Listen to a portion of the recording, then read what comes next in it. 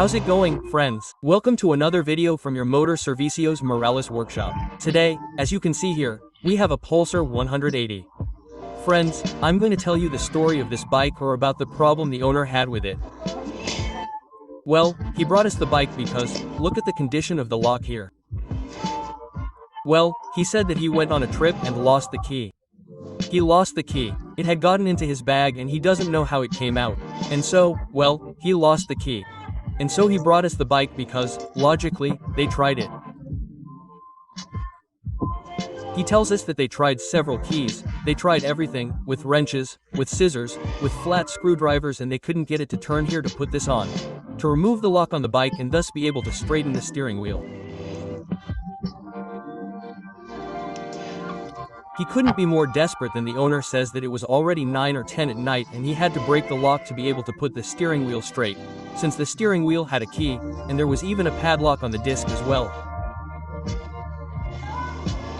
But he did have the key to the disc lock, but he didn't know how to put it straight. He couldn't put the steering wheel straight because the steering wheel had a key.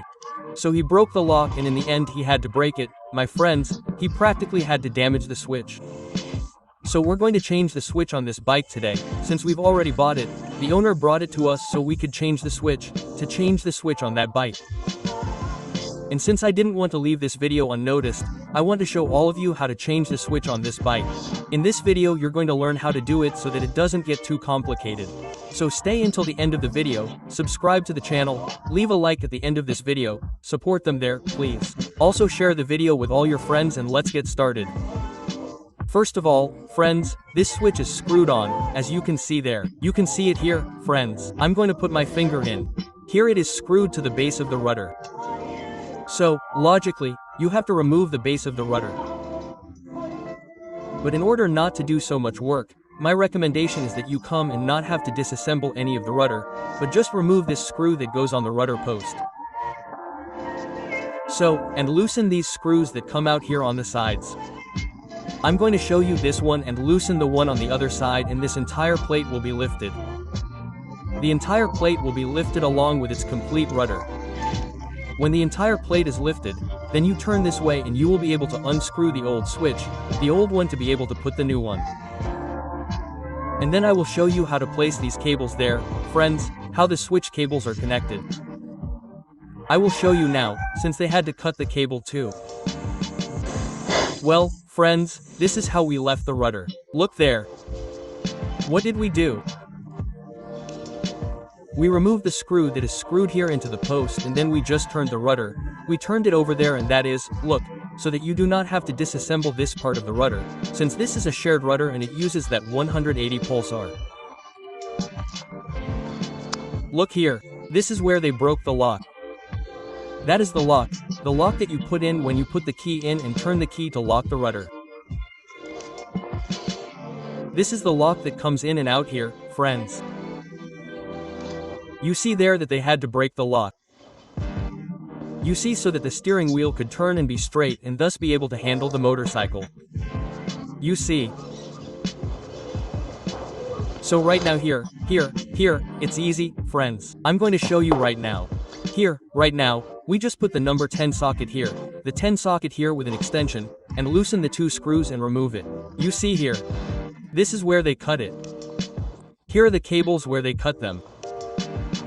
And we remove the old switch. If we want, we can wash it well here, clean it, and put the new one in. Well, friends, that's how you're going to remove the screws with a 10 socket and extension.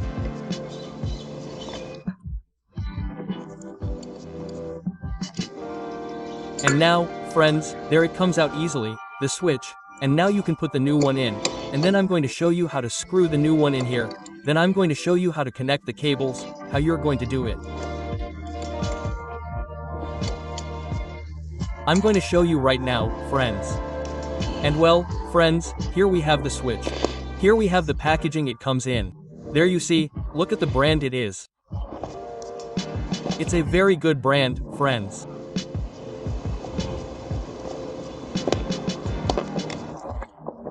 That's the switch for the PULSAR 180. We're going to go over here. Look how it comes.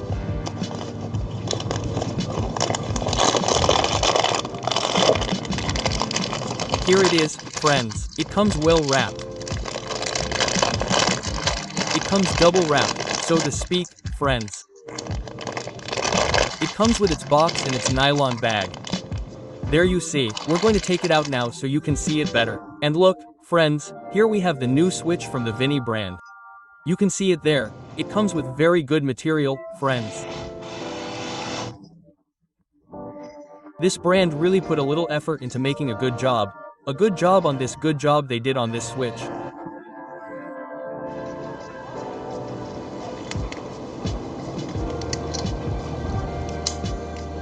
Look there.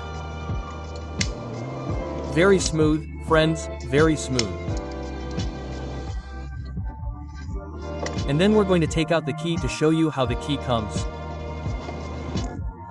This switch comes with 2 keys. And look how beautiful, beautiful the decoration they made on this key with their Vinny brand. Very good brand, excellent job they did on this key.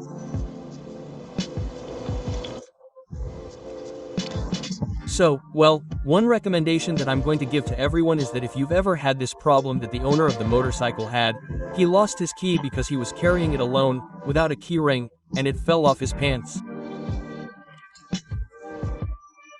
So, my recommendation is for everyone, whether it's happened to you or not, but it could happen to you. So, my recommendation is to make a copy of these keys, leave one at home, and make a copy of this key to carry 2 keys there, friends.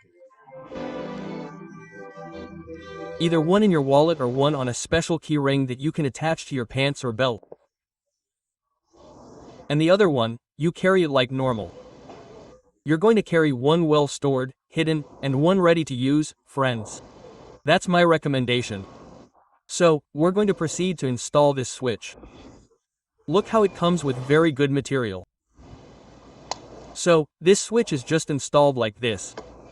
This is how the switch goes and you put in its 2 screws. That's how it goes, friends. Here it goes.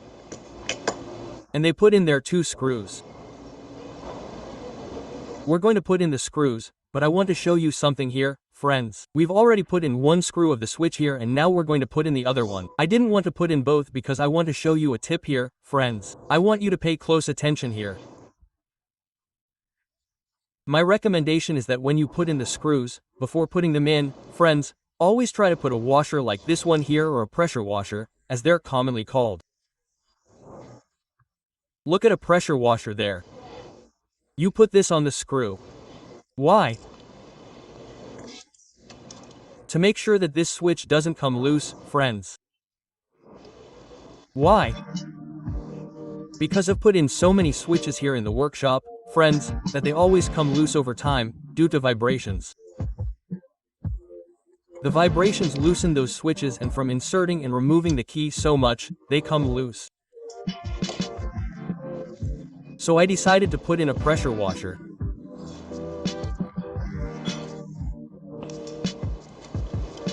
To the switches and that way, friends, you can do it yourselves and that way you'll be sure that the screw or screws won't come loose. Let's put it in here. I don't know why it doesn't want to go in. I'll show you right now, friends. Well, friends, we've already put the screws in. All that's left is to tighten this one. Look there. All that's left is to give it the proper torque. And here, by putting a spring washer or a spring washer on the screws, that way you'll be sure that the switch won't come loose over time. That's how I always do it, friends, when I put in a switch. I always put spring washers on the screws so that you don't have any problems later with people complaining that the switch came loose because of so much vibration and so much use, friends. So that's my recommendation and it's a tip for everyone out there. Now we're going to show you how to place or connect the cables. And look, friends, we've already found the cables. Well, this is where they cut it. And this is where they made the connection, friends, directly so that the motorcycle could start.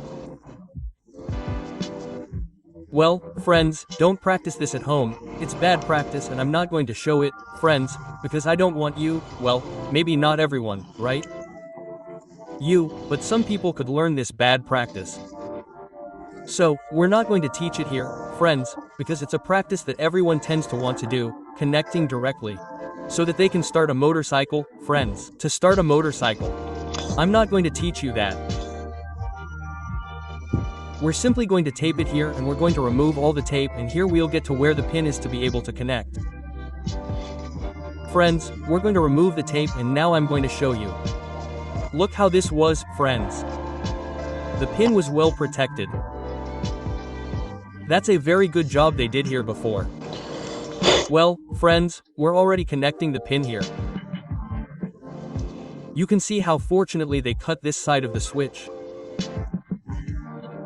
They had cut themselves here and here is the old pin. We just removed that one and put in the pin that comes with the new switch, which is this one. And the one below is the one that comes with the harness. And here you come and just test it. Friends, right now we have already connected the pins. We are just going to turn on the switch and see what happens, friends. Look, we have already turned on the switch and it has turned on perfectly fine. Now we are just testing the controls to make sure everything works well. The horn, the lights, and everything works well. And if everything works well, then we will put it back together. But not here, since nothing else has been touched except the switch, everything should work well. That is how you are going to do it this way, friends. And now it comes. And the last job we're going to do here is to retape from here, from the back of the harness pin, until it covers this other new pin on the switch.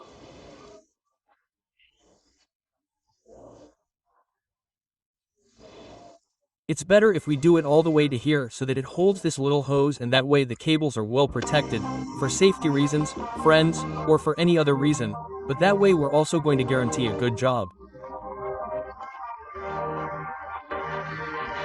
And not only that, but when we tape everything here, that's going to prevent water from getting in here, and since water doesn't get in here, it won't get filled with scale.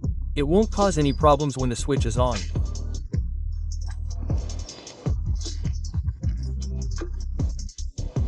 That's my recommendation for all of you, that you tape everything here with electrical tape, that you tape everything well here, up to this hose so that the pin can be well protected from any malicious person who might be around, from anyone who likes to touch it or to protect it from water as well.